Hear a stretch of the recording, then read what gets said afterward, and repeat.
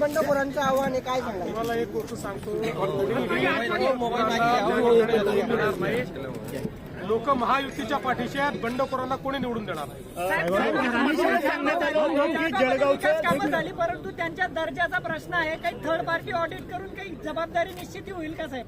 अशा प्रकारे जर कुठे दर्जाचा प्रश्न असेल तर त्याची सुधारणा निश्चित केली जाईल, पण केवळ आरोपाकरता आरोप असतील तर मात्र त्याच्याकडे लक्ष दिलं जाणार नाही. घराणेशाहीच्या विरोधात आपण पण इथं घराणेशाहीचं दिसून येते.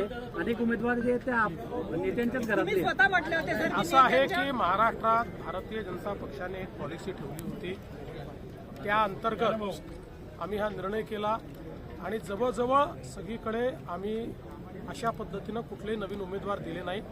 एक दोन ठिकाणी अपवाद झाले, कारण त्या ठिकाणी फॉर्म भरून टाकले होते आणि मग दुसरा वेळेवर अल्टरनेट उमेदवार आम्हाला आणता आला नाही.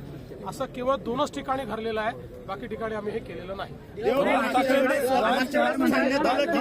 सिंगापूर होणार आहे, मात्र आपण जवळच्या शिरपूरची बरोबरी करू शकलो नाही. जळगाव शहरातील जी उपनगर आहेत त्यांची जी परिस्थिती आहे ती आजही जैसे थे आहे. मला एक सांगतो, मी सिंगापूर वगैरे कधी म्हणत नाही.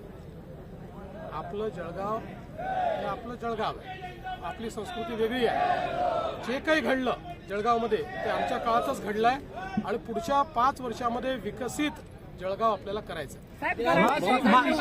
अजित पवारांना की तुम्हाला वीर सावरकरांचे विचार पटत नसतील तर तुम्ही लांब राहा किंवा तुमच्याशिवाय विचार करा. मला असं वाटतं की वीर सावरकरांचे विचार हे अजितदादांनी त्याचा विरोध करण्याचं कारण नाही, त्यांनी कधी केलंही नाही. म्हणजे मला माहिती नाही त्यांनी केलं असेल तर, आजपर्यंत तरी मी बघितलं नाही. पण हे आमची भूमिका ही पक्की आहे की वीर सावरकरांचा विरोध हा आम्हाला मान्य नाही. उद्धव ठाकरेंना पक्ष सरेंडर केल्याचं दुरी म्हणतायत भाजपमध्ये गेल्यानंतर.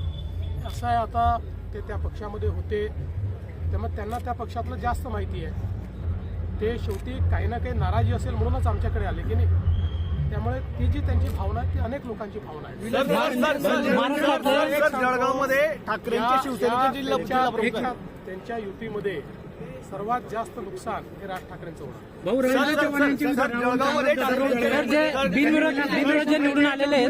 असं आहे की रवींद्र चव्हाणांनी त्या विधानावर स्पष्टीकरणही दिलेलं आहे, दिलगिरी व्यक्त केलेली आहे.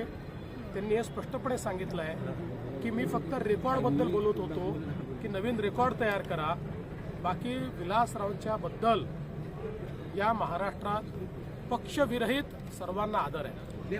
त्यामुळे विलासरावांच्या स्मृती कोणी पुसणार नाही, कोणी पुसू शकत नाही. आम्हाला सगळ्यांना आदर आहे.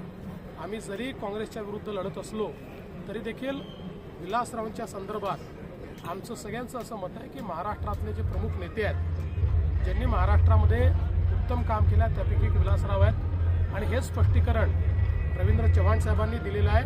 आणि याच्या पुढे जाऊन कोणीही निवडणुकीच्या काळात दिलगिरी व्यक्त करत नाही, पण त्यांनी दिलगिरी व्यक्त केली आहे कारण त्यांच्या वक्तव्याचा चुकीचा अर्थ निघालेला.